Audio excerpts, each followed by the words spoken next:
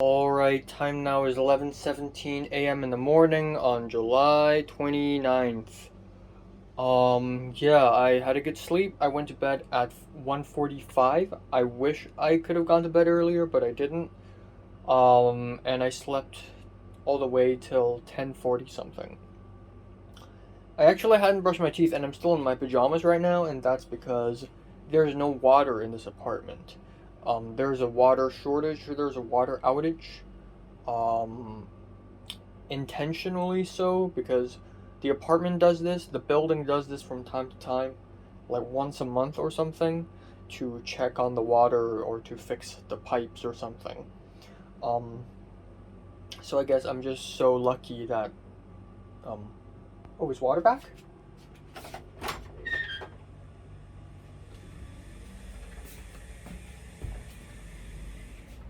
Oh no, it's just sound outside. Alright.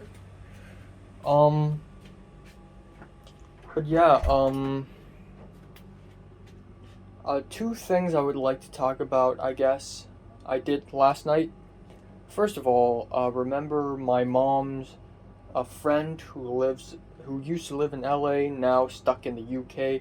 Her sister um, connected me to another guy who is apparently used to be a film student, now in Hong Kong. Um, I asked for their help when I had to look for actors for short films, but now I've already filmed my short film, so I don't need the guy's help anymore. But apparently the guy was like, "What? Why isn't Enoch texting me? Why didn't Enoch tell me anything about his short film?" So my mom told me to tell him. So I'm like, "Okay, fine." So last night I texted him via WhatsApp, and he's nice about it. And he's asking me, which school am I applying to? Like, where do I live now? Where I am at now? And what are the themes of my short film? Yada yada. Next up, there's the HKOS meeting thing. So I texted Hong, the co-founder of HKOS, via Telegram, and asked him about the big meeting that HKOS is going to hold over Zoom, I believe, today, like 40 minutes later. And I said I'm not sure if I can make it, but I want to know what it is. So Hong explained it to me. I low-key want to join, and I low-key want to be a part of HKOS. But also, I don't know if that's a good idea or not, because a lot of these people in the HKOS, in the Prime 10, I'd say most of us in the Prime 10 had already graduated. I and Pepper are the youngest two, and we are both still students, so I cannot dedicate too much of my time on HKOS when I have my college stuff going on. Maybe next year, maybe after I finish the studies, maybe I can do more about it. But for now, no. So I don't know, but I texted Hong anyways, and Hong says, well, I can give you the Zoom link if you're interested. Um, and I don't know what I'll be doing if I join HKOS anyways. If HKOS decides to make some production of its own, like film some videos of its own, that'll be cool. If HKOS decides to edit videos, that'll be cool. Another problem is I cannot receive money from HKOS officially because I'm a student. I have a student visa, so I cannot like work for them. I can't work. I can help them, but not work for them. I cannot earn money unless it's cash, which I doubt HKOS has that many of. So I don't know. I guess yeah, I guess well, to be fair, John L is also in a student visa, right? I don't know. I guess that's it. So today not going to do too much. I'm going to eat my breakfast and then lunch, and then I'll go out after lunch to my mom's office headquarters, my mom's company's headquarters in Simsajer, passing by the fucking Shangri-La Hotel. Every time I pass by, I need to say fuck you. Um, and then in there I'll meet some guy who's the same age as me, who apparently knows how to edit videos and color and fix sound, so maybe he can help me with my short film. And then right there, I'm also going to be discussing my second short film, which I still think is probably a pretty stupid idea. I don't know why, but the more I think about my second short film, the more I think, damn, it's a pretty silly idea. It's a pretty silly short film idea. I don't know, but that's all. I hope the water's back. And finally, more news. I don't know if it's news or not, but last night when I spoke to Zara, Leah, and Miriam, Zara and Leah said we still have time after the ziplining activity, and then after lunch we still have time for LARPing. But now, it's like we don't have time now. So I don't know. I don't know. But then after lunch, where am I gonna go? Because I don't have to be at home until like 5. So I still want to go somewhere, you know? So, I don't know. I don't know. But 1000 subs vlog is going to be filmed on that day. That day is tomorrow, by the way. I'm going to try to sleep 1 a.m. tonight.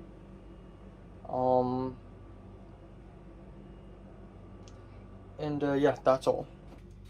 Quick update here. Time now is 11:51. I passed 1,000 subs.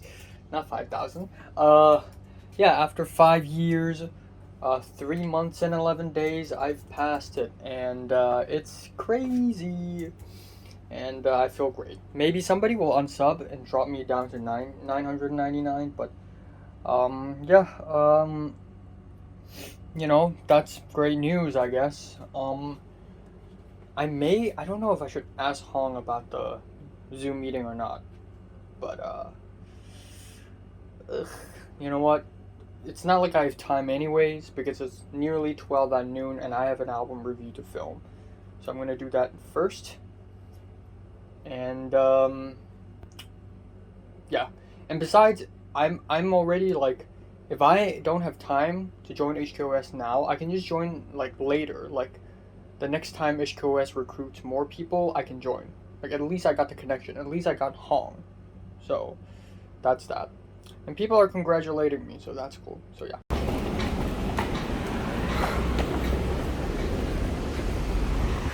Fuck this hotel.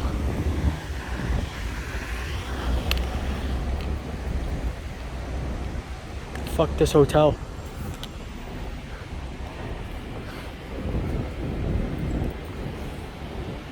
Alright, time now is 8:23 p.m. Gonna wrap it up today. I know it's a little early, but I gotta sleep early tonight, so here it is. First of all, I would like to talk about what happened today. Actually, I saw this news last night already, but it was more confirmed this morning, and that is during a concert, during a Mirror concert. So Mirror is a boy band. During a Mirror concert last night, a monitor dropped down from the ceiling and hit one of the dancers in the head. And then it dropped again. So it dropped like this, and then it dropped like this. And as it fell down like this, it hit another dancer.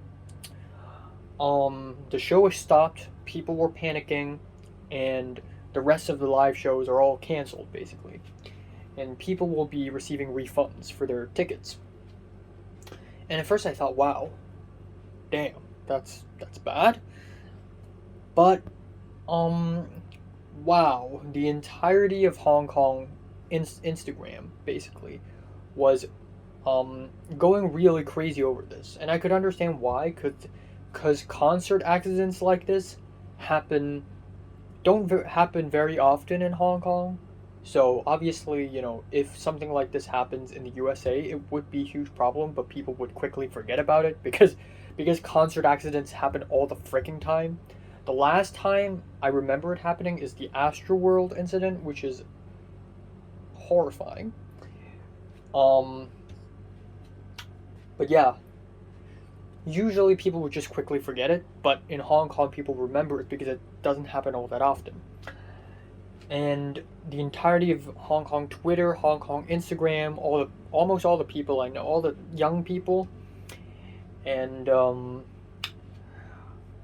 yeah, and even certain Hong Kong YouTubers and YouTube channels in Hong Kong basically made a community post saying, today I won't be uploading any videos because I don't want to stress you out. And a lot of people are saying, oh, don't share the video, don't share the video. If you want to share a video, add a trigger warning, and instead of disrespecting people, instead of saying, oh, why didn't Mirror, the boy band itself, immediately stop and help the guy?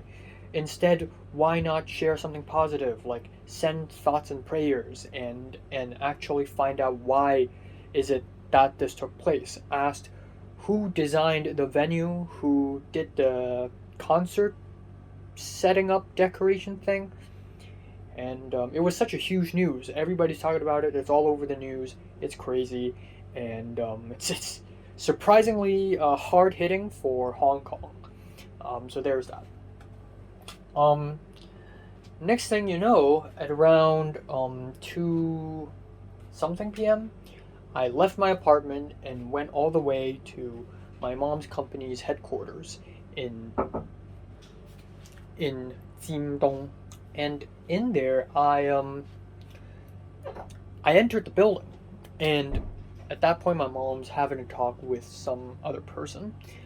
And then I was greeted by a man who is kind of like me, 19-year-old dude, wears glasses, kind of skinny, and that is the guy my mom talked about when my mom told me about how there's a 19-year-old dude who just graduated Baptist University after studying film for 2 years. My dad bought more stuff, so I got bubble tea.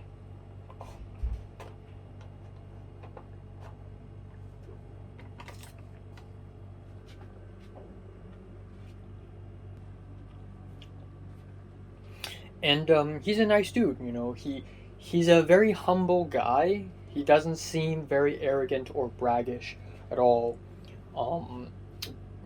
Voice crack. When I got back, another colleague was like, wow, long time no see, because I worked there as an intern 2 years ago. And he's like, wow, long time no see, you look fatter. Well, of course, yes, because of course I've grown fatter. If you look at my videos in 2020, you would know that I have generally grown fatter and bigger, like more muscular. It was as if I finally had my growth spurt when I was 18 years old. But truth be told, I did lose weight when I was in USA. I did. But right off the guy, the other 19-year-old who graduated in BU, high diplomacy. He's like, oh, how's studying in the USA? I'm very curious about how film school operates in the USA versus in Hong Kong. And I started talking, and he started talking, and it was a nice chat. We didn't even talk about my short film. So I was here because I have to talk about my short film, color grading it, and fixing the sound issues, and also my second short film, my 2-minute short film, right, which I will call Hunger. So there's Cloud Busting, which is my first short film, my 5-minute long short film that I filmed earlier this month, and Hunger. And we ended up talking about many other things. So I showed off my video a little bit, and truth be told, I've never shown Cloud Busting to anyone before. Like, so far, I haven't even shown my mom. I haven't even shown my mom my poster. Oh, actually, I did. Right, I actually did that. And my mom kind of likes it. But I haven't shown anyone any footage other than myself. I'm the only one who has the footage. And also Christian, but Christian said he deleted them all or something. So, it's all me. So this is the first time I'm actually showing it to someone, and I was a little embarrassed, but honestly, I feel a little bit more confident than I used to. Like, if I had to show Dreams of an Empty Street, I would probably be embarrassed, but this one feels a lot more mature. But yeah, after I showed my video, he's like, I also made a short film something. So he showed his. It's not his short film, actually. He just worked on this short film as a color grader, as a colorist and an editor, I believe. But it's a sort of a Hong Kong Baptist University graduation project. um, where when people graduate film school, they do a film, they do a short film, of course. What else are they gonna do? And it's quite good, actually. Like, yeah, it's very so the short film is 15 minutes long, and it is about a guy who wants to kill himself. He goes to this anti-suicide therapy session room place and met a girl, and he got along with the girl, and then they ran around the streets, they fell in love with each other, and it was very happy and fun and very upbeat. It's like all the suicidal thoughts all gone, all gone. And then at the end, the girl dies because actually the girl poisoned herself and she had like 12 hours to live or something. And the girl died, and then the guy's like, okay, I'm not going to commit suicide, which is quite meaningful. Yeah, it's melodramatic, but that's kind of a Hong Kong thing. Like, Hong Kong cinema has always been, like, some of the best Hong Kong cinema has always been very melodramatic. And also, what's funny is that the girl, when I watched the short film, I'm like, wow, that girl looks like a Luna as a Bep.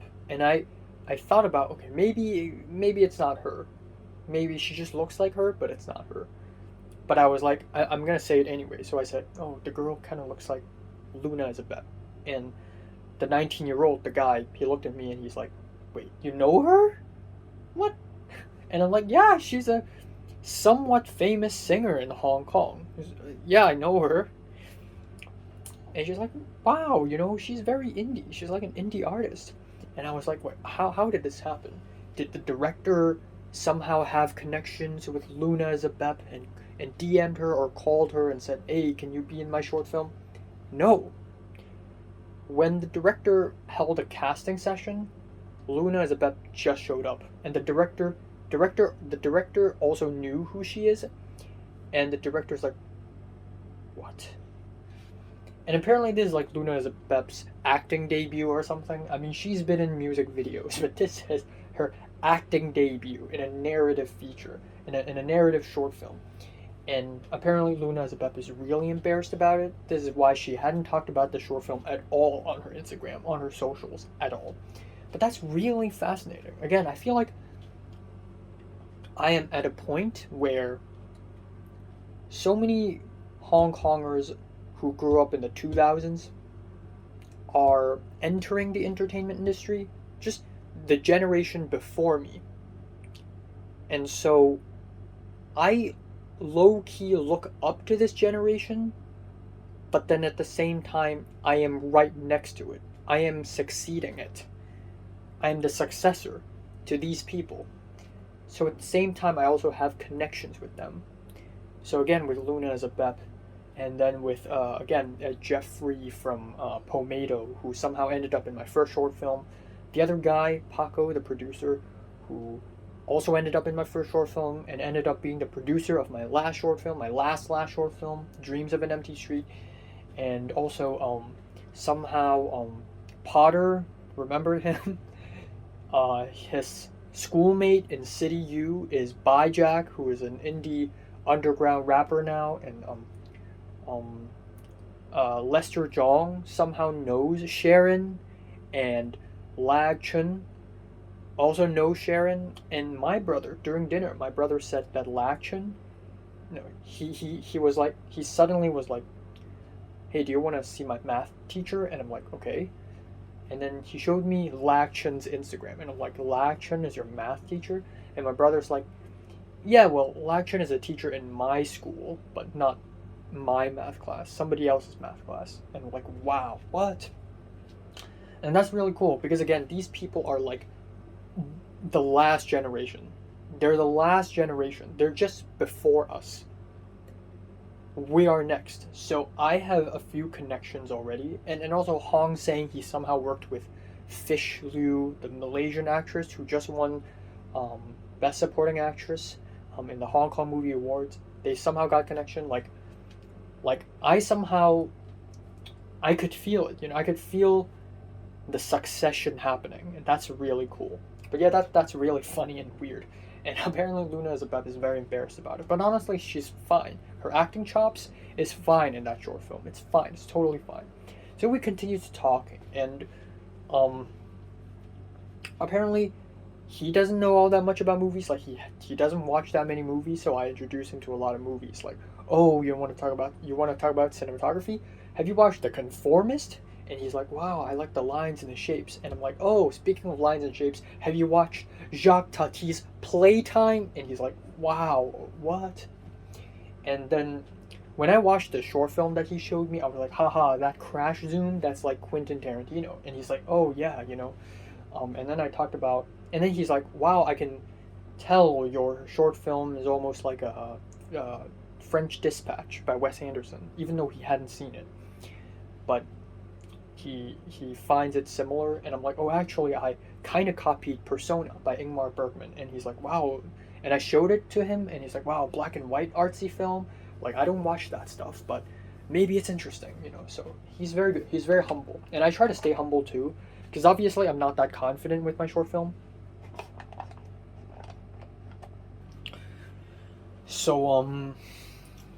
So yeah, and then there are a few things because he studied post production, so he knows a lot about rec .709 versus log .709, and you know the gamma curve and color grading and all that shit. I don't know any of that stuff. I mean, I've heard of it, but I hadn't studied it yet. So I was like, oh, I actually don't know what you're talking about. But for the most part, I know what he's talking about, you know, especially when he's talking about like lenses and all that stuff. I know that shit. I know that shit. But you know, there are apps and websites, like there are softwares like Movie Magic. He hasn't heard of it, and there are storyboard softwares like Previs Pro, and I haven't heard of it before. So it was a good conversation. But yeah, and then I talked about, oh, you know, Hong Kong cinema. I didn't know what his politics are, but I could already immediately guess. If you're 19 years old, there's a 99% chance that you're yellow. That you fucking hate China. The Chinese government, that is. So I was like, oh, I also watch Revolution of Our Times. And he's like, oh man, I want to watch that documentary. Which took me by surprise because people who truly had experienced that sort of trauma will probably be like, I don't even want to watch that documentary because I don't want to experience that terror again. You know, people like Kevin, people like Potter, do not want to watch. But Pepper wants to watch though. But Pepper didn't. But Pepper wanted to watch. But yeah, you know, there's that. So he's willing to work for me, and that's cool. But another thing that brought up was my second short film, Hunger. My short film idea is basically a guy is hungry. He wants to eat. He has no money. He hurts himself by accident. He drinks his own blood, and he's like, yum. And then he found out that cannibalism is a thing, and then he gives in to cannibalism at the end, which is very fucked up and dark. And I like that shit, you know? I'm a horror thriller guy. What can I say? But also because for a 2-minute long, no dialogue short film, a lot of people do comedy. A lot of people do slapstick comedy. I don't want to do that. I want to stand out. So I want to do horror and thriller. But here's the thing. That doesn't fucking make any sense. When I had to explain my idea, my hunger idea to him, I was thinking to myself, holy shit. I did not think this through. The guy's so hungry he decides to drink blood. What? There are thousands of other ways he could solve this issue. He could steal food. He could ask for help. He could go to the streets and beg for money and use the money to buy food. Why does he resort to cannibalism right off the bat? That does not make any sense. And also, a short film this psychological cannot be only 2 minutes long. That is terrible. And then I realized, right, I'm not an experienced screenwriter. I don't know how to write shit, actually. So I was thinking about Dreams of an Empty Street, which is a short film made last year, and how I thought about the story, and the guy saw a demon in the streets and all that stuff, and then Paco saw it, and when Paco read the script, he's like, okay, it's not good. And I was thinking, man, maybe I can't write for shit. I know I should be confident in stuff, but I have to admit, I'm only 19 years old. I haven't written that many scripts. Honestly, I'm not good at it. And without someone to guide me through writing a script, I can't write it. I can't write for shit. For cloud busting, I lucked out because I got a good idea. I lucked out. So even though the script is not top notch, at least the idea is nice. It's nice. Nice idea. But Hunger, it's not nice. It's evil. It's malicious. It's a malicious idea. And Hunger is actually a lot similar with Dreams of an Empty Street, because in Dreams of an Empty Street, our main character gets so lonely and horny, he would rather accept a female demon. That is so extreme. That is so extreme. That's such a huge jump. And I had to justify that. Similarly with Hunger, except this time we don't have dialogue and we only have 2 minutes to explain that jump. From being hungry to straight up indulging in cannibalism. And I realized, holy shit, I may have to change the entire idea, because I just realized that my idea is absolute shit. Now, there are several reasons why I want to do this, because A, cannibalism is gross, so I want to write it. B, it alludes to Mad Diary of a Madman, and I want that. And C, it's perfect for no dialogue, because, it's a lot of eating, chewing, and staring, so it's no dialogue. But I should break them all down and think of a new idea, ASAP. In fact, I even question myself, is this even a good idea? Even if Chapman University accepts me, I probably won't go, because it's $70,000 per year for a local student. It's definitely way more expensive for international students, and it's so fucking far away. It's in Orange County. I'm not gonna move there. So, I don't know. But then at the same time, I need it to, because it's a backup plan in case USC and UCLA don't accept me, which they probably won't, because it's a 1% acceptance rate. I got no choice. I mean, there's LMU, but... I don't know. I got no choice. And then on top of that, the guy whom my mom's friend who lives in LA, who now is stuck in the UK, her sister introduced me to another guy who studied film in LA, now back in Hong Kong. That guy, okay, he asked me about my short film. So instead of a mutual, ha ha ha, where do you live? Why do you want to study film? Instead of those pleasantries, now I feel like I'm being interrogated by him. He asked me about my short film, and he asked me, what is the theme of your short film? Oh my god, here we go again. The theme of my short film, Cloud Busting, is a man and a Hong Konger living in LA misses home so much, and he learns to move on. And he's like, no, that's not a theme. That's just a story. What's the theme? Okay. The theme is, one must move on, regardless if the future is bad or good. And then he's like, move on in what sense? And I'm like, God, I'm being interrogated. So I'm like, oh, move on, just simply living, And he's like, okay, why? Why does he need to move on? And what did he learn? What did he go through to learn that? And I'm like, okay, so the main character wants to go back home. He lost his keys to his apartment, and he meets an old guy. Turns out the old guy is his future self, and the old guy says apparently the key doesn't even exist, and it's all made up in his head because he wants to go home. It's just an excuse. And at the end, he's like, oh, interesting story. And I'm like, whew. But I realized this. Every time I try to explain my movies to someone, in my head it sounded good. But when I say it, when I explain it, it sounds absolute dog shit. And I don't know if that's because I have terrible communication skills or am I just bad. So I don't know. Man. I'm kind of fucked, actually, because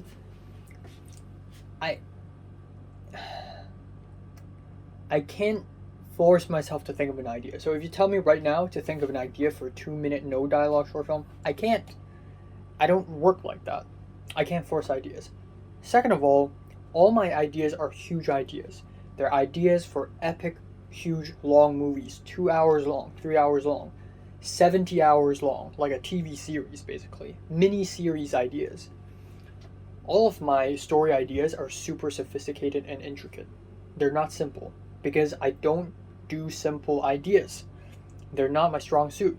In fact, 2 minute short films and commercial ideas, I suck at them because they're too short and simple. I am not a simple person. I don't think simple, okay? I'm the opposite of that. If you have watched any of my vlogs, you would know that I'm a very, like, I like to overthink things. This is why all my movie ideas and all my story ideas are so damn complicated. The world building, the characters, the themes, the story, the lore. It's just so complicated because I love that shit. I love complicated stuff. So I have no idea how am I gonna pull off this 2 minute thing, let alone film it within 2 weeks. So I really have no idea. I've already lived here in Hong Kong for 1 week already. 1 week has flown by. And some stuff had happened in this week, so that's nice. But yeah, 1 week has flown by. And I don't know, but you know what I'm gonna do though? I'm going to ask Jorge because I don't know if Chapman accepted or rejected Jorge, but I'm gonna ask him anyways because he seems like he has some experience. You know who else I'm gonna ask? The Chinese daughter. So my mom's colleague's friend's daughter, the Chinese woman we spoke on freaking chat.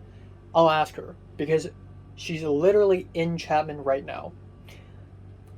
I guess I could also ask Christian for help. I really wish, I don't know, maybe I should ask Christian or John L for help, but I don't know if those people are, the people I should be asking for because I don't think Christian has that much experience either.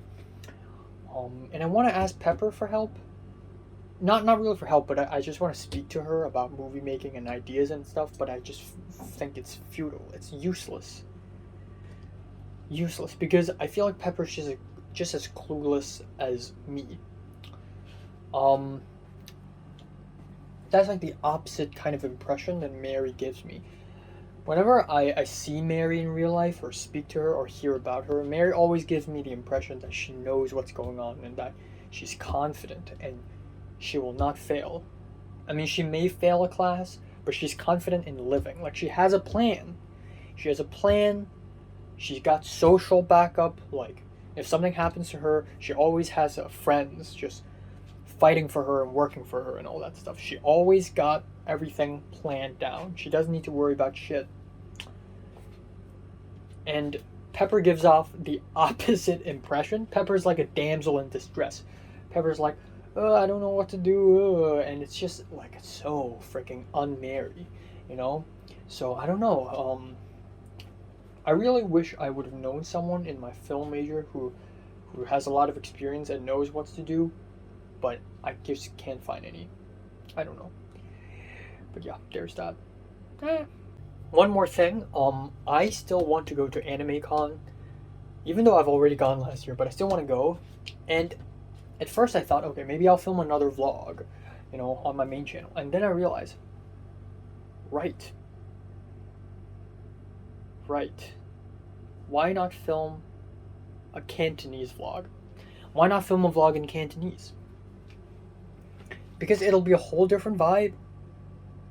Because honestly, whenever I do these like real life adventures in Hong Kong and I speak in English, it always feels kind of out of place. Because I'm in a Cantonese speaking environment. And these place names are all like Chinese names. Chinese names spoken in Cantonese. And it's so out of place. Especially in a place like a convention, where there are a lot of people. Why not speak in Cantonese? So I'm gonna do that. If I go, I'm gonna speak in Cantonese. And I'm gonna film a vlog in Cantonese and upload it on my Cantonese channel. I think that would be nice. And yeah, that's all. Alright, so time now is 7:33 a.m. in the morning on July 30th. Yeah, 7:33 a.m. It's really early. What's going on? Okay, so first of all, I have to go out because today is a special day. I'm going to zip lining and rock climbing with Zara, Miriam, and Leah, and probably a couple other people. I don't know. But so I planned to sleep early last night because I have to go rock climbing and I have to do it with a lot of energy, right? So I tried to sleep earlier last night. Didn't work. I don't know why, but I ended up going to bed at around 1:50. And to make matters worse, I couldn't fall asleep arguably at all. Great. I couldn't get any I had to in fact this morning was the worst sleep I've had since I've gone back to Hong Kong. Great, because today is conveniently the day I needed sleep the most. I had the worst fucking sleep. I couldn't fall asleep until like 2:20 or 2:30, and at that point it's still fine because I thought to myself, okay, I still got 5 hours of sleep. It's not the end of the world. And then I proceeded to fall asleep in a very strange way. I guess I was half awake, half asleep. Until at around 5 a.m. And by that I mean I was stuck in REM state. I was stuck in REM state because I was just dreaming. I was just half thinking, half dreaming. And my thoughts sort of stray away. And I'm glad it's that. I'm glad it wasn't completely awake, complete awakeness. But still, it's like half asleep, half awake. It doesn't mean shit. It isn't the deep sleep I need. So at around 5 something a.m., I woke up again, out of nowhere. My nose is itching, and I was scared that it was gonna bleed, and I couldn't fall back asleep, but I did. And then eventually I woke up again at 7:20, and at that point it's already too late. I did have a pretty interesting dream though, in which I read a book, and then I went inside a book, and the book was really nice and beautiful, and it made me go, wow, reading is awesome.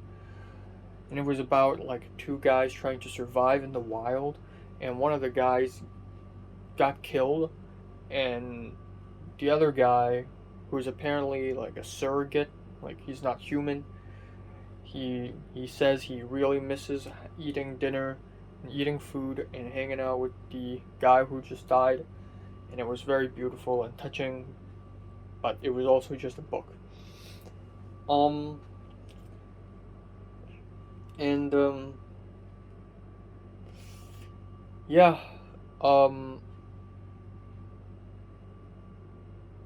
fuck. So I'm just gonna.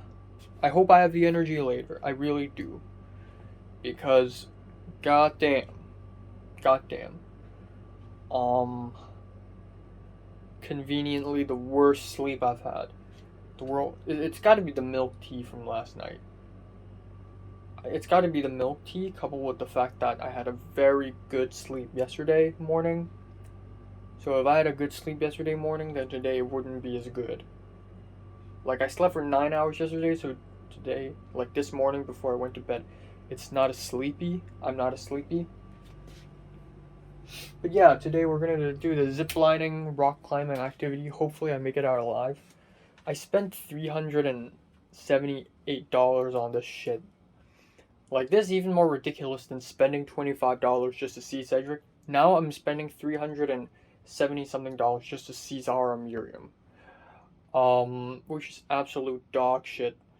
But hopefully it's worth the while. Hopefully I learn something. Hopefully rock climbing doesn't completely destroy me.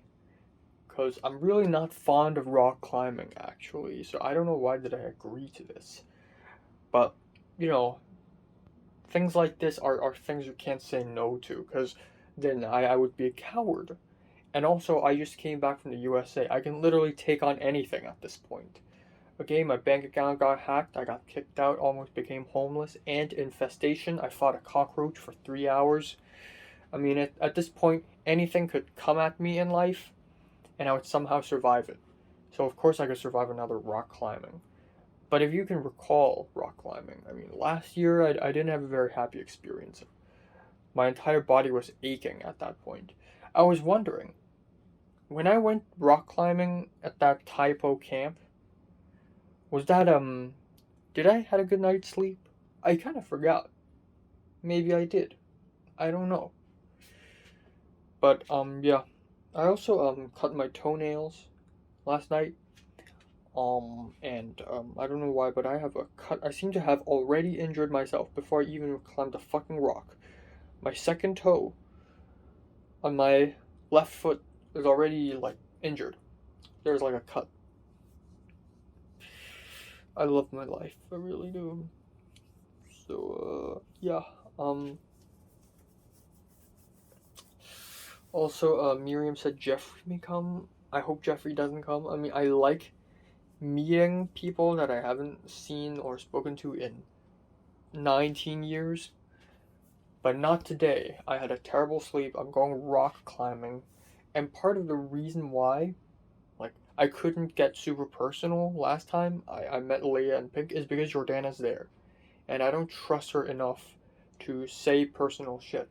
But if it's just me, Leia, and Pink, I could say personal shit, and it's fine, because I do that with them. Instead, I look forward to the anime convention even more, because one of my subscribers is going to the Anime Con next Monday, which is August 1st, which is literally 2 days from now. And I asked Nick, and Nick seems to be down to go. Fuck you, bitch ass! Oh, fuck. I just can't stop injuring myself. I've gone psycho because my sleep shit. Quite fuck you, man. Oh my god. Okay. Yo, Taylor.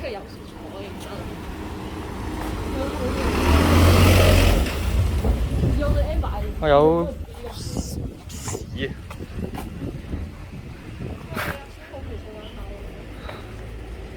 咩 rain sports 啊？唔係啊，你都玩過喎。嚇？咩？即係拎住你玩過呢個。Fuck! I don't want to go up a mountain. We're running up that hill.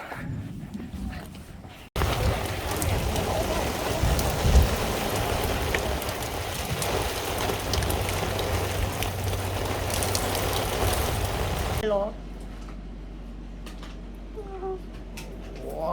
哇！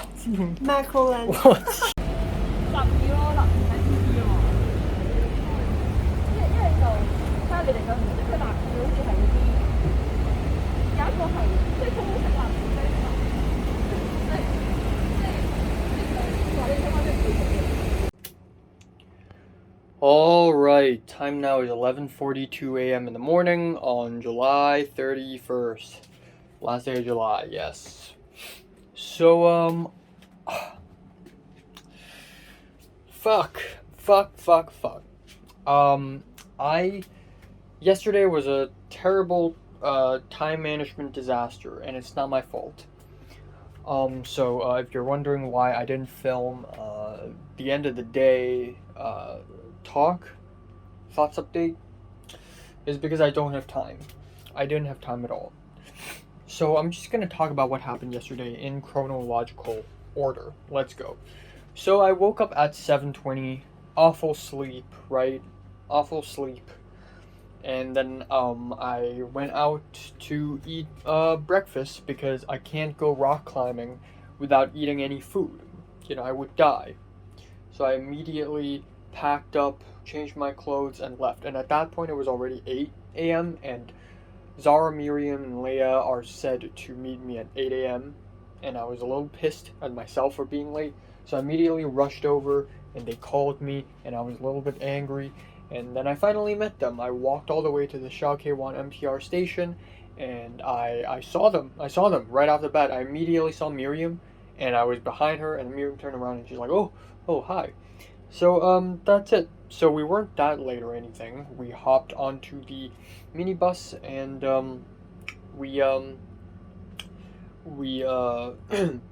went to Shek O. And at that point, it was nice. They weren't angry at me for being a little late. And, we all went there. And for some reason, my mood turned really good. Like, it was angry, but it was funny in a funny way. So I was, like, ranting around and stuff like that. And it was awesome. And it's been 7 months since I've seen Zara or Miriam. So, it's nice to see them. Is my nose bleeding? I don't think so. Okay. But yeah, we arrived there, and we are at this rundown little side fishing village thing in Shek-O, which I've never been to, so it's really interesting. And apparently, we still need to walk for another 20 minutes to reach the place, the edge of that spot, right at the edge, right beside the sea. We need to walk there. So me, Zara, Miriam, and Leah, us four, we walked there. We walked to the very edge. And we went there. We arrived, and we went to the mountains and to the rocks. And at that point, I already started to get tired because before the rock climbing, we're already like walking up a hill. And I immediately grabbed the Haribo gummy bear and I just stuffed 4 gummy bears into my mouth and started chewing aggressively. And then finally we have arrived. We saw the coach and we saw about 10 or 11 other people, or maybe 9 other people, I think 9, waiting for us at a pavilion. So the coach was like, alright, let's go. So everyone, me, Zara, Miriam, Leah, and the other 9-ish people and the coach, we walked down a small path of stairs, and now we have reached a stony beach right beside the ocean. Right. And at that point, there's a cliff, and there are ropes. That is where we're going to climb. Alright. And then suddenly, not suddenly, well, at that point, we were like, wow, the weather is really nice. I thought today's going to be super sunny, but no, it's kind of cloudy and cool. Nice. And then, of course, I saw on my phone, like, whoa, there's a thunder and lightning, a thunderstorm warning signaled by the Hong Kong Observatory, by the HKO. And I'm like, whoa, And then everybody knew about that. And then suddenly it started raining. Not suddenly, again, it's gradually. At first it was just like little dots, but then it started to pour. And then we hid under a bridge-ish thing. It wasn't a bridge, it was like a water slide. So we hid under it. And then some of the coach people, it's not one coach, there are actually like 2 or 3 other people working with the coach. And they set up like a small, I wouldn't say tent, but they set up a piece of sheet to cover us. So we were just sitting under this sheet and this water slide on top of the rocks. And I got wet and everything got wet. But it was nice because it wasn't hot. It was cool, but it was super freaking wet. And at that point, the coach was like, okay, you know what? If this still happens until 10 a.m., then I'll have to cancel this activity. I'm sorry, guys. And that indeed happened. So, for the most part, me, Leah, Zara, Miriam chatted, and I talked about my experiences in LA, and they talked a little bit. But I was the one talking for the most part, and I enjoyed it. And then, yeah, it's canceled. And the coach was like, did any of you, asked for a break at work just to come here? And I'm like, oh, no. And then some others were like, yeah. And he's like, oh, we're so sorry. And then that's it. The rainstorm ended a little bit at around 10:15-ish. So at that point, the coach let us back out. We walked back out, and we walked back to the town, aka the village, and then we took a minibus and then we left. And at that point, we didn't know what to do, because now that there's no rock climbing, what are we gonna do? And first of all, a lot of us are hungry. So Zara and Miriam were like, oh, you know what, let's go to Shaokewan, let's go to East Main Street and have a lunch there, or a brunch there, or something. have food, eat. So I'm like, yeah, sure. So we went to East Main Street and we went to the restaurants. And wow, inflation is a real thing because a lot of these restaurants are very pricey. And we went to one that is relatively not as pricey, but I still ended up paying 117-ish dollars, um, which is kind of expensive. Pretty much as expensive as an LA meal. Like in LA, 117 is about $14-15. Yeah, it's still relatively cheap in LA, but in here it's kind of expensive. So yeah, I had a meal there. It's a tuna and cheese spaghetti with cold lemon tea, and for dessert I got chocolate waffles. That's with the set. It's a set, and then they ordered. Miriam ordered a macaron, 3 macarons of different flavors, and she chopped it up into 4 pieces each so that we can eat a small piece for each. And that's it. So it was a nice meal. It wasn't great though. The spaghetti wasn't great, but it was all right. I had fun. We took some photos. We took some selfies. It was nice. We didn't post any of the selfies, but Zara tagged me in an Instagram story, and I get to repost it. Yo, yo. People are gonna look at my Instagram and go, Jesus Christ, this guy has a social life. This guy has friends. Are you fucking kidding me? Jesus, that's insane. He's a madman. So yeah, that's really cool.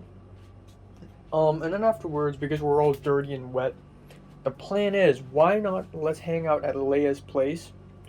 And I don't know, play board games, chat, whatever.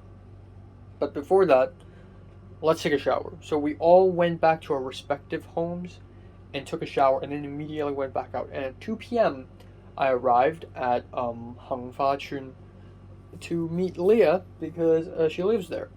So Leah picked me up. I was at the lobby of the building. Leah actually moved from one building to another, and I was at the lobby, and the security guard's like, "What are you doing here?" She didn't even ask me. I said it first. I said, "Oh, I'm visiting a friend." And she asked me what floor, what room, and I said this floor, this room. And then she asked me what's the family name, and I said, and he's like, no, that it's not that. And I'm like, oh, okay. So Leia came down, picked me up, and then we went into Leia's room, and it's pretty much similar, pretty much the exact same as Leia's original apartment, but completely mirrored from left to right, horizontal flip. And then there's the hamster, and it's so small and cute and fat, and we played with it. And then Zara came, and Miriam came, and then at that point I was I didn't know what to do, honestly. I didn't want to play board games, but at the end, Leah's like, well, let's play board games. And I'm like, okay, sure. And even though I don't want to play board games, there's literally nothing else to do. But, yeah, I'm not a huge fan of board games, to be honest. But we played Monopoly card version without a board. And I didn't really know how to play it, so I lost again and again and again. But I wasn't the worst one, but I never won once. And because of that, I lost overall. Yeah, the punishment was to sing. So I'm not gonna chicken out, especially in front of Zara, Miriam, and Leia, who are people I trust. So, fine, I'll sing. So of course I'm not gonna sing in Cantonese or English because those are languages they know. So I decided to sing Zangoku na tenshi no yoni. So I did that, and it was not very great. I was on pitch, but I was very my voice is very light, so it doesn't sound good. Like I'm the kind of guy who the only way I would sound good when I sing is if I shout, if I very aggressively sing. Like if I sing very softly, it would suck. I'm that kind of guy, right?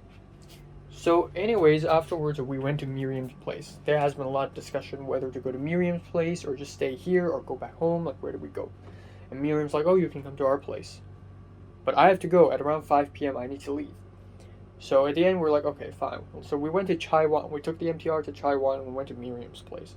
And in there, we played Mahjong. And again, I haven't played Mahjong in over a year. So I kind of forgot how to play it. but I know the basics, you know. And again, I lost. I'm just bad at games in general, like video games, real life games, poker, board games, whatever. I'm just bad at them. So once again, I'm the loser. And I'm bad at bowling. So obviously, at the time we played bowling with Jordana, I was the loser. I lose everything basically. But it just goes to show that I've poured all my heart and soul to film and cinema and living in LA and making a whole deal out of it that everything else just doesn't really matter to me at this point. But anyways, yeah, we played mahjong and Leia won once, Miriam won once, Zara won once, and I lost all times. But there has been times when I came close to winning. Um, and I was not given a punishment because I already lost already, like when I played Monopoly. And then at around 5, at that point it was a little awkward because we went to Miriam's place and Miriam's parents are there in that place. And, you know, me, Zara, and Leia, we want to be respectful and nice, so we didn't talk much. And Miriam's dad's like, oh, give them something to drink. And Miriam's awkward and she's like, I don't know if they want to drink anything. And then Miriam's dad's like, give them anyway, come on. So Miriam poured me and herself and Leia, not Leia, because she apparently can't drink something cold. But Zara a glass of mango juice. And I drank it all. Yeah, that's all. So I lost and I didn't talk much. And at that point, it was a little bit melancholic. And at one point, I'm like, oh, I gotta leave. And they're like, bye bye. And then I left. And at that point, it was just a very quiet moment. I wouldn't say it's sad. I would just say it's kind of melancholic how so many years of experience, friendship, and now it's all boiled down to some mahjong games and silence. And it's just like, that's all we can do nowadays. Also, in other news, apparently, Zara Miriam told me that somebody told Topher yesterday that I wanted to fight Topher. Because about 3 years ago, I would go around the school telling people how much I want to fight Topher, like in a fist fight, because I hated him so much 3 years ago. But right now, of course, I don't hate him. I don't hate anybody right now. All my grudges, all that is gone. All that is history. You know, I moved on. If I can move on with Mary, I can move on with any other thing ever. So, but somebody told Topher that yesterday, and Zara and Miriam didn't tell him, but Zara and Miriam were with him, and somehow someone told him, and they forgot who it was, so that's that. And maybe I'll be seeing Topher again, because Zara's in this script kill LARP thing, and she's planning to hold that on August 7th with a couple other people. And the other couple people may be Topher and Anne, or maybe not. So I don't know. But August 7th will be interesting. So anyways, I took the MTR back home, and then everyone's waiting for me. So I quickly packed again. I grabbed my laptop, and I went out again. My dad drove me, my brother, and the help to all the way to friggin' Tai Po, to my mom's rich friend's place. Oh, we went to Mongkok to pick up my mom, and then we went to Tai Po. We went to my mom's rich friend's place, and yeah, right off the bat, I wanted to listen to music so much because I didn't listen to music all day, and I'm really tired, and I'm so in the mood for music. I'm so in the mood for indie folk music that's super quiet and minimalist, a la Aobaijiko. I really want to listen to her music for some reason. But right off the bat, we already had dinner, and that's when my belly started to hurt. Not really hurt, but it felt uncomfortable. I don't know what's wrong with me. But yeah, we had dinner, and my mom's rich friends asked me a lot of questions about living in LA. But at that point, I'm just so tired to even like talk about my life there, and also I don't even want to tell them because that's none of your damn business. I want to tell Leia and Pink because I trust them, you know. But yeah, we had dinner, and there was a lot of food, and there's pork chop. I don't want to fucking eat pork chops, but okay, fine. And then afterwards, I spent about 3 hours sitting in the sofa listening to music with my laptop. That's it. And then we left. And My mom said we're gonna leave at 11 p.m., but of course that's not gonna happen. Every time we go to my mom's rich friend's place, we always leave about 1.5 hours or 2 hours later than the set time. So at the end, we left at 12:30, and at that point, I was already starting to feel really sleepy. And 12:30, when we got back home, it was already 1:30 ish, which is the time I'm supposed to sleep nowadays back in Hong Kong. That is my new normal sleep time, 1:30, 1 o'clock to 1:30 ish. So I went to the bathroom, took a shower, went to bed, and at that point it was around 2:15. So there we go. That's a whole day. So I slept from 2:15 to 11. And of course, after I woke up, my mom's in the bathroom, and I had to wait for a little bit. And here I am. I don't know what's wrong with me, but there are several things wrong with me. Like, my eye here hurts. My left foot second toe has a cut on it for some reason, and it hurts. So, I don't know what's going on. And my my right leg muscle hurts. My calf. Maybe it's from yesterday's rock, not climbing, but just walking up the hill and sitting on rocks. I don't know, but yeah. Okay, in other news, I did message Jorge yesterday on Instagram, as well as a Chinese girl on WeFuckingChat about tips to get into Chapman and stuff like that. So I'm gonna follow up with that. And in other news, Nick says yes. So Nick and I will be going to AnimeCon again. So here's the travesty. Yesterday, I thought I was going to go rock climbing, and that's going to be my 100 sub special. But, of course, that didn't happen. So, I don't know what to do for my 100 sub special. To be fair, the coach, the rock climbing coach, was like, maybe we're going to reschedule this, and maybe we can do this on another day. So if we do this on another day, then that would be my 100 sub special. Or 1,000 sub special. But I highly doubt that there's going to be another day, because I'm going to leave in 2 weeks. And I'm not free every single day, So, I don't know. So another idea is maybe the 1,000 sub special is going to be the AnimeCon, except I won't be doing it on my main channel, which defeats the purpose, because I want to do a Cantonese vlog, and I want to, make a video and put it on my Cantonese channel, not my main channel. So I don't know. But that would be exciting. I'm going to be seeing Nick tomorrow, and I'm going to go to AnimeCon, and a lot of people are going to AnimeCon, like certain YouTubers and some celebrities are going there as well for some reason, and Zayn is doing cosplay over there. Some people are doing cosplay there in general, and it's nice, I want to go there suddenly. Damn, even people like Pete went there. Pete that, I spoke about him like many years ago. Yeah. So that's that for tomorrow. But yeah, that's all for today. Portrait Detective, signing off. Okay, so today, actually, I don't have a lot of time. At around 3 p.m., I'm going to leave. I'm going to watch one episode of The Boys. I'm going to film The Boys Season 3 review and mini movies review, the movie roundup video. And then, I'm going to have to leave.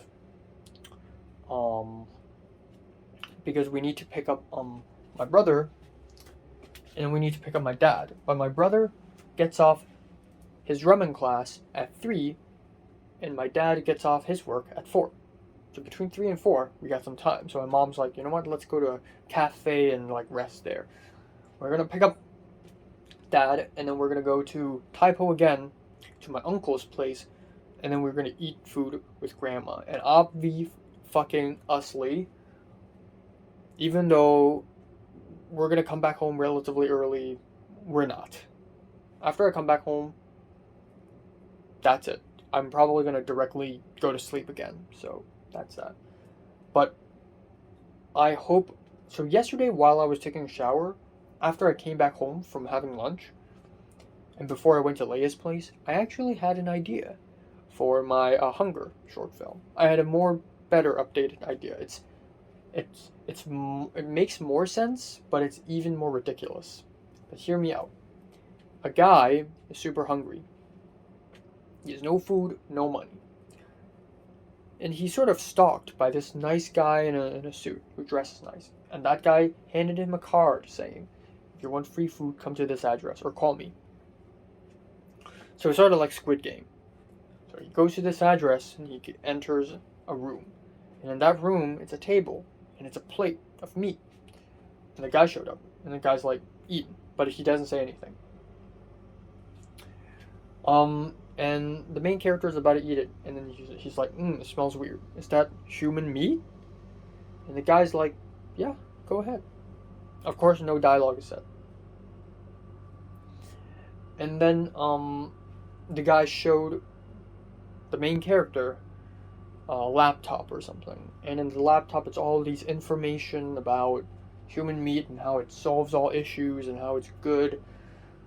And finally, the main character is like, all right, let's try it. And then, before he actually does it, it ends.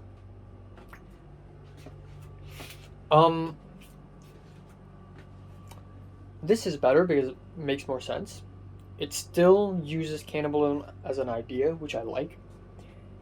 It's not as complicated, I believe, and it makes a point that misinformation can be misleading. I used originally in A Madman of a Diary. This is used to mock Chinese culture, like very old Chinese concepts that people follow. But now I'm twisting the story so that it mocks misinformation in mainstream media, which is awesome, because in a sense I'm also mocking the Chinese government and Chinese propaganda. I'm flipping it on its own head. And then of course there's the decision whether I should eat this or not. And then finally, it's simpler, so it's a better idea. But now that I'm thinking about it, it still doesn't make any sense. So, I don't know. I have no idea. I'm gonna think about this idea a little bit more. Maybe I'll come up with something even better. That's all. Alright, so time now is 12:30 after midnight. About 1 hour ago, actually 2 hours ago. Oh shit, has it been 2 hours? About 2 hours ago, I finally came back home, so let's recap what happened today. I woke up quite late, actually. I wish I would have woken up earlier, but I woke up at 11, and rightly so, because I was so fucking tired yesterday. But yeah, I had lunch, which is this really huge pot of... I ate some dumplings for breakfast, and then about 5 minutes later I had lunch. And that is the huge pot of Korean noodles with kimchi soup and kimchi and cheese and spam luncheon meat and eggs and all sorts of stuff. There's cabbage in there. There's just a lot of stuff in there, right? It's called a puduljegae or something like that in Korean. And I ate 2 bowls of that, and it was really filling. And then afterwards, I didn't have a lot of time left. I did my mini movie roundup video, and then I'm actually exporting it now. And then I filmed my The Boys review, and then right off the bat, and then after that, it was already 3:30. So I immediately changed my clothes and left my apartment and went to my uncle's place. Went there, and then when I arrived at my uncle's place, because my uncle lived super far away, it was in Taipo, which is all the way up north.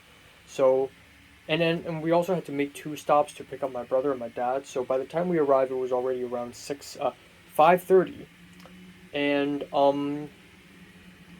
right at there, I said hello to everyone very passionately, even though I'm really tired.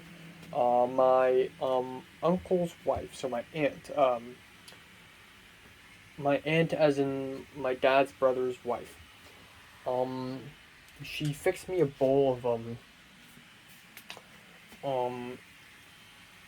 red bean and herbal jelly, sort of this mixture, this combo, this sweet soup. And I'm actually not a huge fan of that. And to make it worse, she added not even a scoop, a small pinch of Mövenpick chocolate ice cream, which doesn't match with the red bean and the herbal jelly at all, so it's bad. But I ate it all out of respect. And then at around 7:30, and I and her talked a little bit, and then a little bit later, my um, my dad's brother's son, aka my paternal cousin, who's older than me, spoke to me a bit as well about my life in LA and all that stuff, which is nice. And then afterwards we had dinner, and it's a huge dinner. We had soup. We have kutsu, root bean soup, and pork bone soup, which is awesome. Even though I wish it would have been a bit saltier. Oh, finish export thing. Oh, all right. I wish it could have been saltier, but it's fine. And then we had other foods like you know, like friggin' you know, rice. There's steamed fish. There's beef belly and radish, which I kind of like actually. There's fried spring rolls. There's actually my personal favorite of the night is fried tofu slices. Nice. There's pork leg with peanuts, with boiled peanuts, and that's pretty much. And then there's a wine, aberlones marinated in rice wine. I'm not a huge fan of that. I like aberlones, but that's just not good with small dates. But yeah, afterwards, that's all.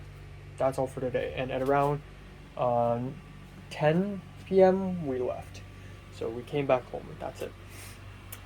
Yeah, it was a very normal day, but I just didn't have a lot of time. So okay, I wanted to press pause so that I could sneeze off camera, but no, I need to sneeze on camera. Here's something I want to say. I don't know what the fuck's wrong with me, but I've been sneezing for the last 3 days. A couple of days ago when I was in the MTR, I was sneezing. And then yesterday when I was in Leia's place and in Miriam's place, sometimes I would feel not so good. I don't know what's wrong with me. And also my nail. Not my right hand, my left hand middle nail is hurting again.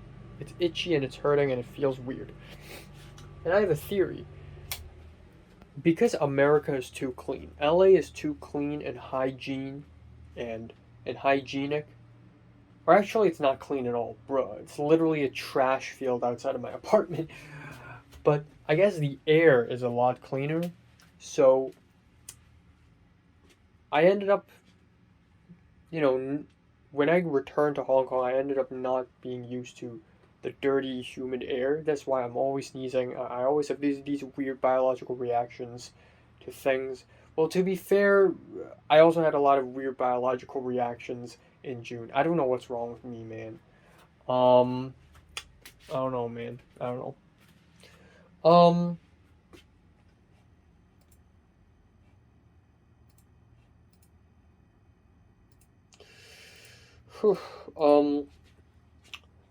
Wow, it's already finished uploading to YouTube.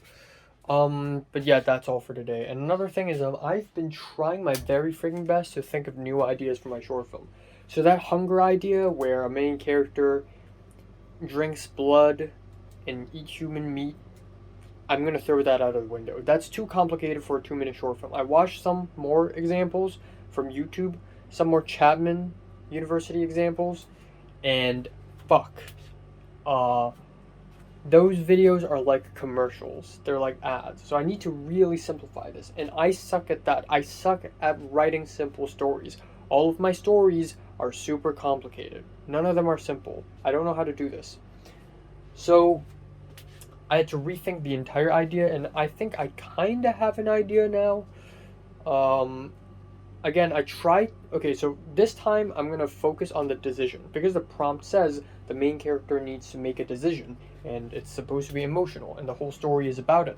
So you know what? Right now I'm not going to think about the premise first. I'm going to think about the decision first, and then base my whole story around that decision. So I wrote a whole list of decisions: to this or to not this, to this or not, to this or not. So to sleep or not, which is lame, to eat food or not, to commit a crime or not. I mean, come on, that's common. To kill yourself or not, that's common. To open a book or not, maybe it's an evil book, and if you open it, you're gonna see something you don't want to see. To open the door or not, maybe someone's on the other side of the door, and maybe that someone's gonna kill you, maybe that someone is a good person. To open the door or not, to work out or not, sort of like a motivational video, to do this or not, to do that or not. And I ended up thinking maybe I should do a video, and maybe that's because I watched the Boys season finale earlier today. I kind of want to. There's one scene where like Huey has to make a decision. I want to do that as well. I want to, I guess, do a decision between a main character doing something easy or doing something hard. And obviously, doing something hard is the right way. Doing something easy is cheating. It's cutting corners. And I want to add something supernatural to that, but I need to figure it out first. I spoke to Jorge a little bit. I told Jorge my cannibalism idea, and he's like, wow, it's so cool. And I felt kind of cringy when I said this to him. But I guess it don't matter. And then I spoke to the Chinese girl, and the Chinese girl was like, just watch some examples on YouTube. And I'm like, okay, but there are just too many different kinds. And then she said, just think something simple. Don't think of something too abstract and complicated. Without actors, without dialogue, and with only 2 minutes, it's going to suck if it's complicated. Just think of something simple. Just show off your visual storytelling skills. That's what they want to see. And that's a very good answer, and that's also a very freaking cliche answer, but it's true. So, the story isn't the main point. I'm not going to write something super complicated, Christopher Nolan, fucking whatever. I'm going to make it simple, so that Chapman is going to see it and be like, okay, this guy works. This guy knows what he's doing. So I need something really simple. And that's that. So I'm gonna do that. I also asked Christian what is the model of the camera he used when he shot my short film, and then I gave, and apparently it's Sony A6400. What the fuck? I thought it's a Canon EOS. That's a whole different brand. So I DM'd IG to the 19-year-old guy I met a few days ago and told him about it, and he's like, okay. Then I DM'd, actually Nick DM'd me asking me when and where to meet tomorrow, and I honestly have no idea. So we're probably gonna meet up for lunch tomorrow, and we're gonna purchase our tickets, and then yeah, we're gonna go to the anime convention again for the second time. And hopefully maybe I'll run into my subscriber, but hopefully not, because it's going to be a real cringe fest, you know? Hopefully I run into Zane, hopefully I run into some celebrities, hopefully I run into some cool cosplayers, I don't know. But it'll be fun. I had fun last year, I hope it's also fun this year, but maybe it won't be as fun as last year, because the first time is always the best time. But I don't know, man. So far, I've been in Hong Kong, I'm happy that I'm back. I miss here, but honestly, I hadn't had a lot of fun. Honestly, I hadn't had a lot of fun. I've lived here for a week and 2 days already, and not a single one of these days will end up in my best days of the year list, because I haven't had that much fun. Like, even when I played bowling with Jordana, Leia, and Pink, it was low-key, like very, very, very low-key sad. And then when I went yesterday with Zara, Miriam, and Leia, it was kind of disappointing because the rock climbing is canceled, and I played Mahjong and Monopoly, and honestly I don't really care for that stuff, so it ended up kind of boring me, so I didn't really have a lot of fun. Also, I forgot to give them souvenirs. I remembered to bring them. I actually brought them with me, but I somehow forgot about it. But no worries, I'll see them again on August 7th. But yeah, hopefully I have fun tomorrow, and that's it. And then buy some stuff, really. And that's all for today, honestly. I'm happy that I don't have that much stuff to care for. So right now I only need to care about my cloud busting short film and my next short film, which will not be Hunger anymore. But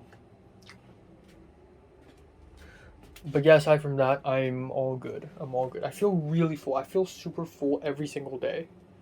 I don't know why. Maybe it's because I eat more food nowadays, but when I calculate it on Google spreadsheet, it's as if I don't even consume enough calories. Like, when I calculate it, it's like I'm eating less than 2,000.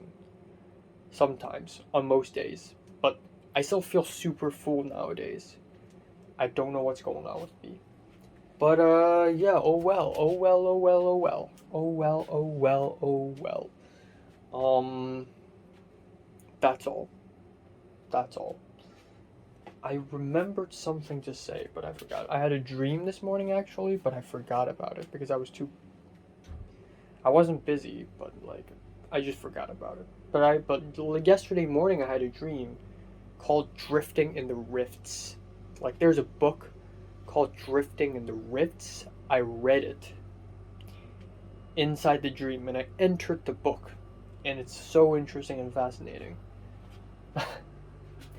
And speaking of reading, last night I finally finished watching 《射雕英雄傳》, the Hero Condor book, Chapter 1. Apparently Zara's a huge fan of martial arts novels, especially when she was in her Form 1, Form 2 days.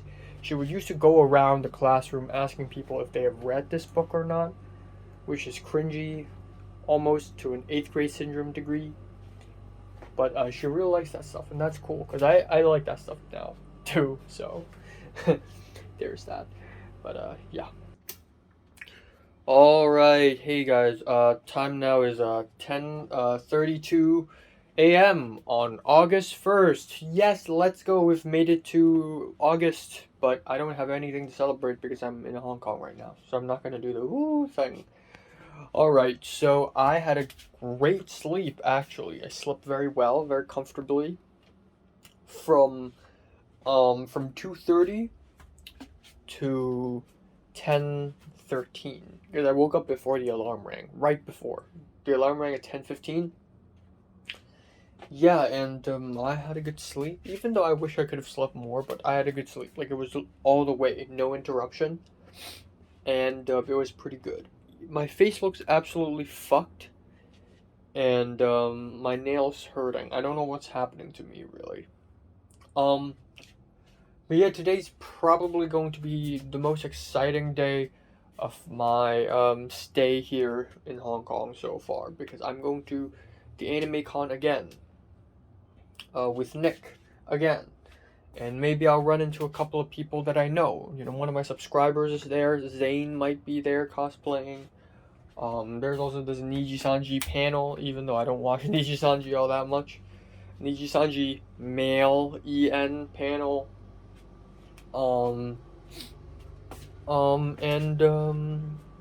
Yeah, that's all. I'm going to try to film the vlog in Cantonese. Hopefully it's not going to be awkward. And, wish me all the best. And, yeah, that's all. So aside from that, of course, we got the short film. The first short film, Cloud Busting. I haven't edited anything on it yet in the last few days. And then there's the, Hunger short film, which is not going to be Hunger. I'm going to figure out an idea ASAP. But actually, there's one more thing I'd like to talk about, is that yesterday I was thinking about conspiracies again, and I kind of want to write the pilot episode for conspiracies again. But not really again, because it's been how many years? The last time I wrote up the pilot episode for conspiracies is like 2018, 2017. So it's been like 5 years. So my skills have probably improved a bit. And then soon I would like to write the script for the short film version, which I would love to film, please. And then that's all. Yeah, and that's all. Yeah. I don't know, man. That's quick. I also want to ask Pink when is she free, because I want to play badminton with her, and I want to ask Cedric when is he free, because I want to have a final meal with her, like a last lunch with him before I go back to USA, and because Cedric's probably going to be super busy in the following years, so I won't be seeing him until like 2024 or something. So, and then I also want to tell Tom when I'm free so that we can have lunch together. Maybe Nick's gonna hang out with us as well, or maybe it's just me and Tom, I don't know. Yeah, and then that's it. And then of course there's the LARP with Zara and Miriam. And then I think that's it. And then I think that's enough hangouts for me. I'm gonna go back to the USA. I don't want to think about Natalie. I kind of don't want to think about Natalie. I low key dreamed about Natalie this morning, but the girl isn't Natalie, but she gives off a very strong Natalie vibe. Um, and we had a fight. Like, I fought her with weapons and stuff, and she fought me with weapons. And then at the end, I'm like, okay, are we cool? Are we cool? And he was like, you touch me, I'll fucking kill you, or you touch me, I kill myself. And I'm like, okay, okay. And then she hugged me from the back, which is funny because I think a couple years ago I had a similar dream with Mary hugging me from the back. I also think about Pepper a little bit. I don't want to think about her, but it's a damn shame because I don't have to think about Mary and Natalie because they're out of my life now. But I kind of have to think about Pepper because she's in my life now. She's in LA. She's part of the LA lore. And I hope Pepper's doing well, but obviously Pepper's not, like, texting me or anything. I feel like she's... I don't know if it's the right thing to do, just ignore her, but she's just not doing anything to me, so that's sad. Regardless, I hope I could find another Hong Konger in my college or somewhere else, doesn't matter, and I get along with her and then build a relationship at that, and so I could just forget about Pepper. And this also makes me realize, like, damn, every time I meet someone new and every time I abandon someone, I have to start it all over again. Like, I have to reintroduce myself. I have to say things like, the normal things, the shallow things. Like, what's my major? Why do I like it? Yada, yada, yada, yada. And then I have a whole lineup of things to do. Like, experience something, together. Or show your humorous side. Or deep talk and show your serious side. Or ask her out and have lunch somewhere. And talk about something. Like, I have to completely reshape myself. Every time I speak to someone, in fact, is like shaping. I'm trying to shape myself. I'm trying to project myself in a way that I want myself to project. I'm trying to shape myself. And every time I meet someone new, I have to do it all over again. And, yeah, it's actually a pretty daunting thought. But I feel like maybe it's just me, maybe people do this in life, in the world in general, in society and stuff. But I have to abandon people constantly and then constantly meet someone new because the world is so cruel to me. And if I don't abandon people first, people will abandon me first. A couple days ago, when my mom went to my mom's rich friend's place, there have been some serious discussion. While the kids are not around, and by not around I mean the kids are downstairs, and I was downstairs too. The adults decided to have a very serious conversation because my brother doesn't like them, actually, and my dad isn't interested either, and I'm not here for half a year. So my mom ended up not seeing her rich friends for half a year. And her rich friends are questioning her, like, why aren't you seeing us? Like, what's going on? And my mom's like my brother doesn't want to see you guys, like my son doesn't want to see you guys, and it's just it just doesn't feel great anymore. Like, we should be a Bible fellowship. We should study the Bible together. And then my mom and rich friends were like, what are you talking about? We're just friends. We're not supposed to, we can study the Bible together, but that's not going to be the reason why we hang out together. We hang out because we're friends. We've been friends for years. And it's a very serious conversation. And I think of it as, I don't want to hang out with those rich friends, but those rich friends are right. Friendship shouldn't based on like the friggin' Bible. Okay, you shouldn't rely on the Bible for friendship. You shouldn't rely on anything for friendship. If you want to be friends with someone, be friends with someone. Don't let an object or a concept or an idea like hold you back. But then at the same time, I would move on. You know, I would abandon them and I would just move on. And not because I like abandoning people. Every time I abandon someone, it hurts. It's just that if I don't abandon someone, someone will abandon me first, and it will hurt even more. So, I guess the world of conspiracies had made me this way, has trained me this way. To be fair, I don't abandon people often. I mean, I still hang out with Nick. I've been friends with the guy for like 12 years now, more than half of my life. And I've been kind of technically friends with Cedric for ever since Form 2, which is when I was Form 2, that was 2015, when I was 13. So 13 to 19, 6 years, you know. I don't abandon people, but for people like Pepper, who's kind of a lost cause, and I already like decided to abandon her in late April and early May. Might as well follow through. I mean, I don't hate her, and I'm glad that we have reconciled. But there's no like development. Like, we're not gonna be friendlier. She doesn't seem like she wants to be friends with me, and I don't find her any interesting. She's like the opposite of Mary. In a way, she's like the opposite of Mary. So, I mean, I want someone like Mary. But yeah. So, that's that.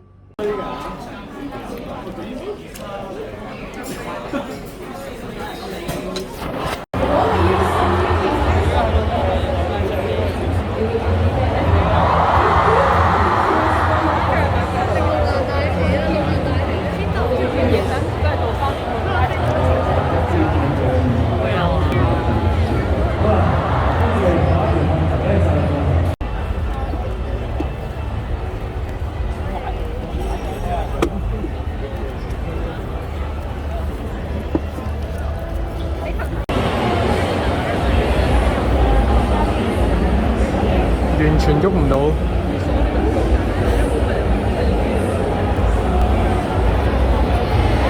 唔知前面發生咩事，人撞人，人踩人。Alright, so time now is 10:14 p.m. Holy shit, my face is getting worse every single day. So I got new acne here and I got one here. So let's talk about today. I went to the anime con with Nick. And I didn't film a vlog in English, I decided to film it in Cantonese. So,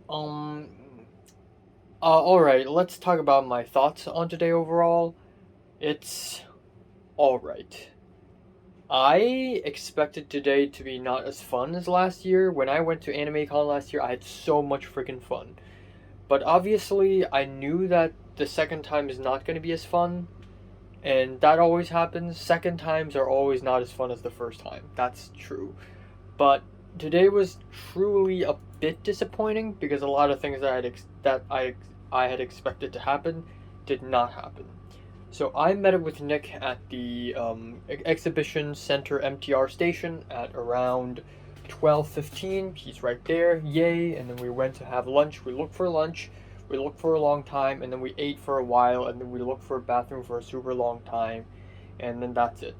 And then we started queuing up, and lo and behold, we only queued up for about 30 minutes, and then we went in, and it was really fast, actually. So we went in, and it was all, like, kind of fun and stuff. First of all, again, it's the second time, so it's not as fun as the first time. I already know what to expect. So seeing all these cosplayers and all these mangas and anime stuff around, it's cool and all, but it's alright, you know. So I actually asked my subscribers. So one of my subscribers is going to the Anime Con, and I was a little bit afraid that I may see him, and it's gonna be awkward because I've never really met a subscriber before. So it's scary, it's horrifying. like in real life, of course. I've talked to one of my subscribers like face to face for an interview. Um, so I spoke to him on Twitter. He apparently did not show up because he had to do this essay thing, and he had to hand in this thing, and he had to hand in the essay at 4 a.m., but the website was down at 4 a.m., so he had to do it at 7 a.m., and he just couldn't make it. So that's a little bit disappointing, but I totally get why. I mean, he needs some rest, but yikes, you know. So he's not there. So aside from that, I was also low key expecting to run into Zane, because Zane is was one of my classmates back in the forums 1 and 2 days, and I haven't spoken to her nor have I seen her physically for 2 years at least. But turns out she had become a bit of a cosplayer and she's gonna show up in the anime con. Turns out she did show up today, according to her Instagram story, but I and Nick, we walked around again and again and again looking for her. We just can't find her. We just cannot. We tried our best. And Nick's even like, yo, just like contact her. And I'm like, nah, I haven't even spoken to her in years, so why would I do that? But I was hoping that we would run into her, you know, and I was low-key hoping that we would run into someone. And aside from that, I think another thing is I just didn't really get what I want. I expected a lot of JoJo stuff because Stone Ocean is out, but obviously because Netflix decided to release Stone Ocean in batches. So there's not much hype going for JoJo right now. So there's not a lot of JoJo cosplays. In fact, there's one Jotaro cosplay, but it's like Walmart. It's like Walmart Jotaro. And I can't find any JoJo mangas, nor did I find any last year I went there. And this year I did find Araki, but that's even more disappointing. That is, we have Araki mangas, but none of them are actually the JoJo, the main stuff, not the spin-off stuff. There just isn't much going on. There isn't a live show where there's a Niji-Sanji EN panel and a lot of people were screaming and yelling. There are tons of fans. That's really cool. But I don't watch Niji-Sanji, so I didn't end up feeling hyped for that stuff. And then there aren't a lot of musical performances where I'm like, oh my god, I know the song, yeah. Like last year there's Ahoy and there's Cruel Angel's Thesis, and I was like, yeah. But this year there isn't any of that. And this year there isn't any cosplayer. There aren't any cosplayers where I'm like, oh my god, I need to take a photo with that person. Most of the cosplayers are Anya from Spy Family, and the second most popular, or actually the Spy Family stuff are the most popular, but the second most popular anime to be cosplayed is of course My Dress Up Darling, Kitagawa Marin. And then there's some Hololive cosplays which are cool, but not cool enough for me to take photos with them. And then that's it. That is pretty much it. And there are tons of Kakegurui cosplays, but I'm not even that huge of a fan of that anime. I and Nick went to the manga station, and we stayed there for like a long time, like an hour or so, because we went in there, and I was like, okay, I want to buy something, you know, I want to spend some money, you know, that's what I'm here for. I don't just want to stand around. As much as I hate wasting money, if I want to spend money and be happy, this is the place to do so. So I went there, and at the first run, it was like, okay, there's literally nothing interesting here. I mean, there's Jujutsu Kaisen and Attack on Titan and Demon Slayer, but they're like the normal stuff. They're the normie stuff. And they're not great enough for me to be like, okay, I need to buy it. And then at one point, we walked through the whole thing again, and I found Uzumaki by Itojinji. You know what? I'm going to show it right now. I'm going to show it again when I do the anime review in the future. But I found this, and I'm like, oh my god, I need to buy it. I need to buy it. And then that's that. So I got this. It's only $106. Nice. That's a whole Uzumaki, so it's totally worth it. And then I went out and I was like, oh, there's GTO outside. I should buy GTO. So I got myself 3 volumes of GTO. And then I checked. Turns out this isn't GTO. This is GTO Lost in Paradise. It's the sequel to GTO, which I haven't read. So I'm like, okay, I want to buy GTO. Turns out I can't buy GTO volumes individually for the original, not the sequel, the original GTO. I must buy 1, 2, 3, and 4 all together, and that's like $200 and something, or $300 actually. So obviously I'm not gonna straight up buy that much. I mean, I'm blind buying. I haven't watched the anime of GTO at all. But GTO is legitimately a classic, and it's a really great anime and great manga. But I didn't buy it. So at the end, I'm like, screw it. So I went back for the third time and got Attack on Titan. I got volumes 30, 31st, and 32 because I thought those three are the last three volumes. But turns out there's 33. So I asked one of the staff. I actually asked one of the staff if I can get GTO volumes 1 and 2 individually, and he's like, no, you can get 3 and 4 individually, but it's 1, 2, 3, 4 as a box, 3 individually, 4 individually, 5, 6, 7, 8 as a box, and 7 individually, 8 individually, 9, 10, 11, 12 as a box, 11 individually, 12 individually. I don't know why is it arranged like that, but apparently it works like that. It's like two in a box, 2 individual, 2 in a box, 2 individual. It's a real weird pattern. And then I asked another staff if there's Attack on Titan 33, and then he found it. And then turns out I went to Wikipedia and I searched again, and there's 34. But at the end, I didn't ask for the staff again. I took the 34 literally like right under, in the cabinet underneath the shelves. So I bought Attack on Titan. It's right here. So I bought 33, 30, 32, 33, 34. Oh god. Oh, shoot. There we go. 33, 32, 34 for Attack on Titan. Only the last 3 chapters because I've already seen the anime and stuff. And then at the end I'm like, you know what? I'm going to treat myself, and I got myself volume 4 of Chainsaw Man. But that's pretty much it because I already have 1, 2 and 3 from last year. So yeah, that's all. And then of course I also got the Hachama keychain, which I'm super happy about because last year when I went there, I tried to look for Hachama, and I just can't find any. And today I found a couple Hachama. The first Hachama was a badge, but I can't just buy the badge. I have to like blindly take one from a bag and hope 1 out of 50 something chances that I'm gonna get Hachama. But I found this keychain and I was like, can I buy it? And sure, $50, a little expensive, but you know what? It's worth it. It's worth it. A keychain is better than a badge because what am I gonna do with a badge? Wear it? A keychain, it actually has utility purpose. Even though I'm probably not gonna use it because it's a little bit cringe, but Hachama is awesome. She's my favorite. So there we go. That's awesome. And then yeah, and then that's it. So at one point, we spent like 1.5 hours just like walking around the place. Oh, magic number! 1.5 hours walking around the place looking for Zane. She ain't there. And at the end, we spent about 40 minutes, just queuing up for one last line where we entered a shop full of merch, and there's nothing cool to buy. There's nothing cool.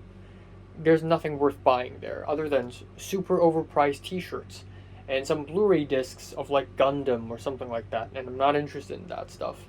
So we left, and then that's it. And at around when we left, it was like 7 p.m. and it was sunset and it was nice, and then we just left and we walked all the way back.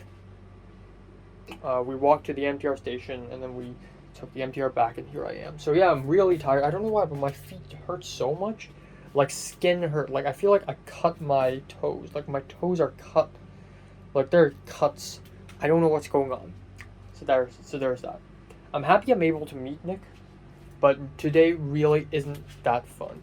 And it almost made me think like, damn, like I mean today's not the most unfun thing ever. It's still fun to a certain degree, but it's just nowhere near as fun as I hoped it would be. And it made me realize that so far, even though after I arrived at Hong Kong, every single day I've been out. I've been outside of my apartment. I've gone out. But I've not had fun.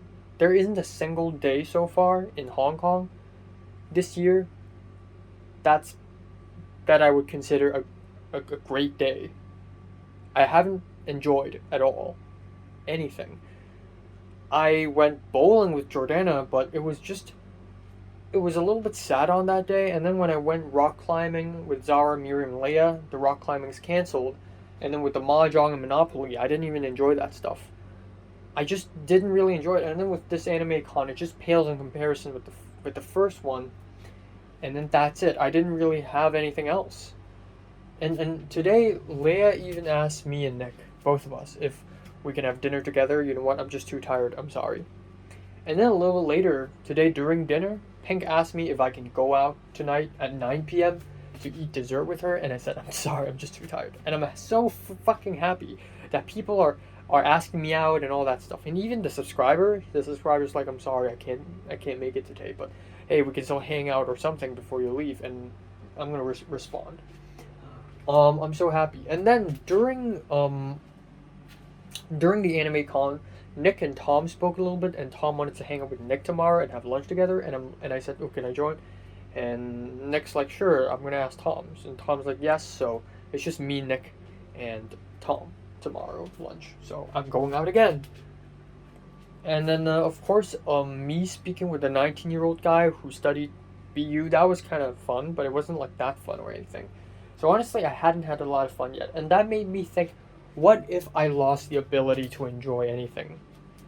Like last year in 2021, I already had arrived at a point where enjoying life is a very rare occasion. Like I enjoy life very rarely. Like I kind of enjoyed life when I was in the typo camp and when I did wake surfing and anime con. That's why last year's summer was amazing to me. But to be honest, I don't really recall myself enjoying life all that much. And when I went to USA, I think I fully lost the ability to enjoy life. I hadn't enjoyed a single day in the USA, aside from maybe the HKOS gathering, but it was enjoyable only because it was unpredictable. And I feel like that is exactly the reason why I have lost the ability to enjoy life. Because right now, what I ask for in life is not cool food. It's not like nice music, watch a good movie and eat good food, and then I'll be happy. No, what I ask for in life is not like being super rich and famous either. What I ask for in life right now is so abstract and so far-fetched that nothing else will satisfy me anymore. Like what I ask for in life right now is honestly democracy and freedom for Hong Kong, and for Hong Kong to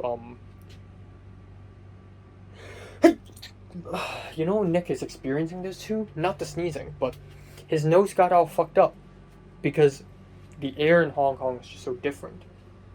And I've been sneezing for 4 days. To be fair, I hadn't sneezed at all today. This was the first of the day. But yeah, what I ask for in life is so different now that I just can't enjoy life. So if I hang out with someone, I drink tea with someone, even if it takes place in LA, even if you know, Pepper invites me out for lunch, you know, as if that's gonna ever happen. What if I befriend Aika and we hang out or some shit like that? I will still not be happy, because being happy just takes so much now. Like it's so complicated now. Like materialistic things like food and music and things like that is not gonna make me happy. People can make me happy. This is why HKOS gathering is such a great day for me. But at some point, my needs for happiness is going to be so high that I have lost the ability to enjoy life at all.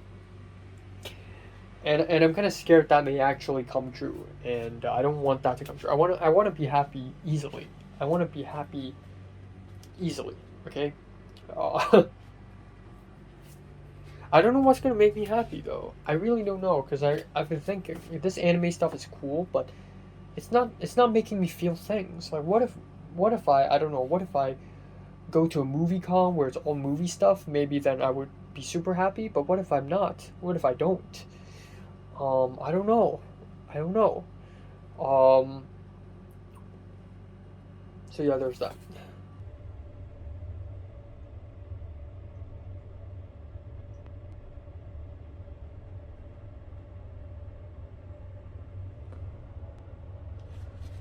Oh, fuck. Still alive?